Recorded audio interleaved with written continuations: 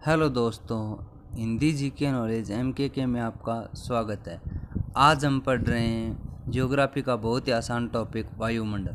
वायुमंडल शब्द की उत्पत्ति दो शब्दों के मेल से हुई है। वायुमंडल, वायु प्लस मंडल। वायु का अर्थ है गैसों का यांत्रिक मिश्रण, जबकि मंडल होता है घेरा, अर्थात वायु का वातावरण जो पृथ्वी को चारों ओर से घेरे हुए वायुमंडल कहलाता है। पृथ्वी को चारों ओर से घेरे हुए क्या कहलाता है? वायुमंडल कहलाता है। पृथ्वी के चारों ओर वायुमंडल की उपस्थिति का कारण पृथ्वी की गुरुत्वाकर्षण शक्ति है। पृथ्वी पर जीव की उत्पत्ति के लिए अनुकूलीय दशाएं, जल की उपस्थिति, ऑक्सीजन की उपस्थिति, पृथ्वी की सतह का औसत तापमान 15 सेंटीग्रेड है।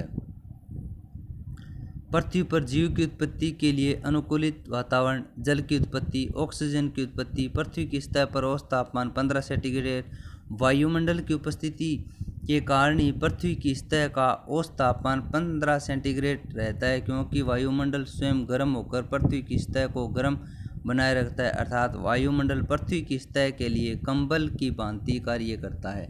वायुमंडल पृथ्वी की सतह के लिए किसका कार्य करता है? कंबल का कार्य करता है। वायुमंडल का औसत तापमान 22 सेंटीग्रेड। वायुमंडल का रासायनिक संगठन। वायुमंडल के प्रमुख घटक गैस, जलवाष्प, धूलकण। वायुमंडल के 4 घटक हैं: गैस, जलवाष्प, धूलकण। ये 3 प्रमुख घटक माने गए हैं। वायुमंडल का वर्गीकरण रासायनिक संगठन के आधार पर 2 भागों में बांटा गया है: सममंडल, विषम मंडल। सममंडल, इस भाग में घटक गैसों का अनुपात समान रहता है। विस्तार धरातल से 90 किलोमीटर की ऊंचाई तक। इसमें 3 वायुमंडलीय परतें शामिल हैं: सौरमंडल, समतापमंडल, मध्यमंडल। सममंडल में कितने शामिल हैं? 3: सौरमंडल, समतापमंडल, मध्यमंडल। सममंडल, इस भाग में घटक गैसों का अनुपात सामान्य रहता है। विस्तार धरातल से 90 किलोमीटर की ऊंचाई तक। इसे 3 भागों में बांटा है: सौरमंडल, समतापमंडल, मध्यमंडल।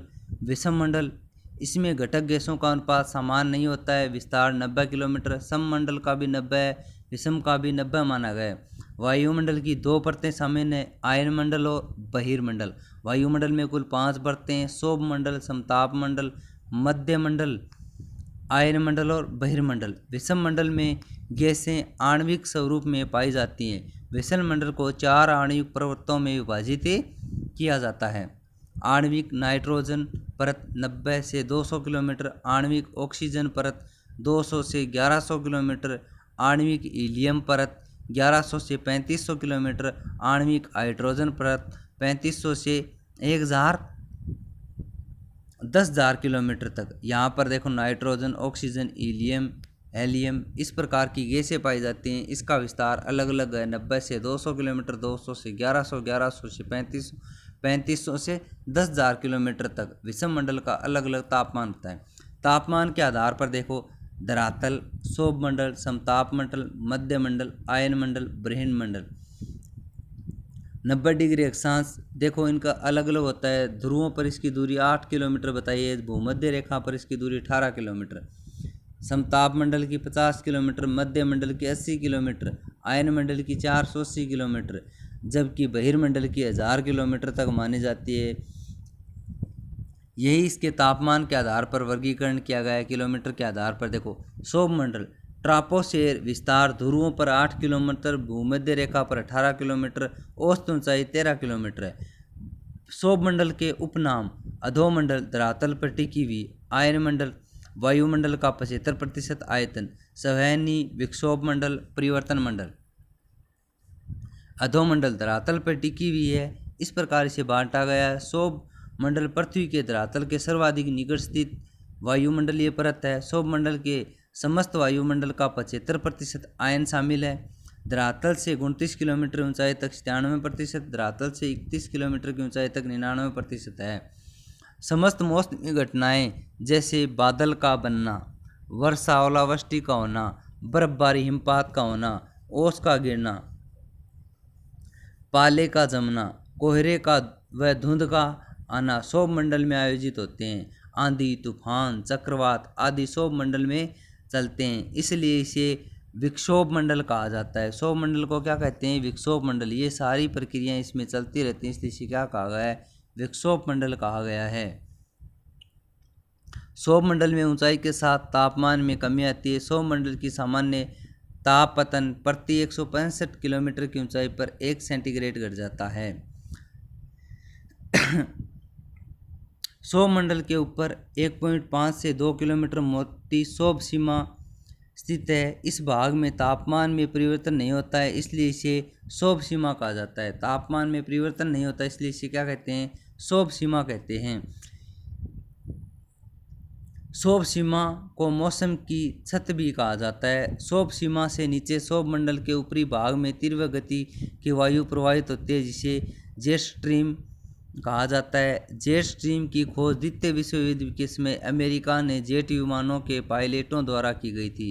अमेरिका के पायलटों द्वारा जेट विमानों द्वारा इसकी खोज की थी। अगला है समताप मंडल। विस्तार क्षोभ सीमा 50 किलोमीटर ऊंचाई तक। इसके निचले भाग में तापमान में परिवर्तन नहीं होता है, इसलिए इसे समताप मंडल कहा जाता है। जबकि समताप मंडल के ऊपरी भाग में ओजोन गैस पाई जाती है। ऊपरी भाग में कौन सी गैस पाई जाती है? ओजोन गैस पाई जाती है। इसकी ऊंचाई 20 से 35 किलोमीटर तक है, जबकि अभिनव मत के अनुसार 32 से 50 किलोमीटर तक ओजोन गैस सूर्य से आने वाली पराबैंगनी किरणों से अवशोषित करती है, जिसके कारण समताप मंडल के ऊपरी भाग का तापमान अचानक बढ़ जाता है। ओजोन परत को पृथ्वी का सुरक्षा कवच, पृथ्वी का रक्षा आवरण और पृथ्वी की छतरी कहा जाता है। समताप मंडल में मौसम साफ रहता है, इसलिए इस वायुयान उड़ानों के लिए आदर्श माना जाता है। समताप मंडल में लंबी दूरी को अंतर्राष्ट्रीय उड़ानें आयोजित की जाती हैं, जबकि छोटी दूरी की स्थानीय उड़ानें क्षोभ मंडल में आयोजित की जाती हैं। छोटी उड़ानें कहाँ की जाती हैं? क्षोभ मंडल में। जबकि दूरी अधिक नापनी हो वो वायुयानें किस में जाती हैं? समताप मंडल में।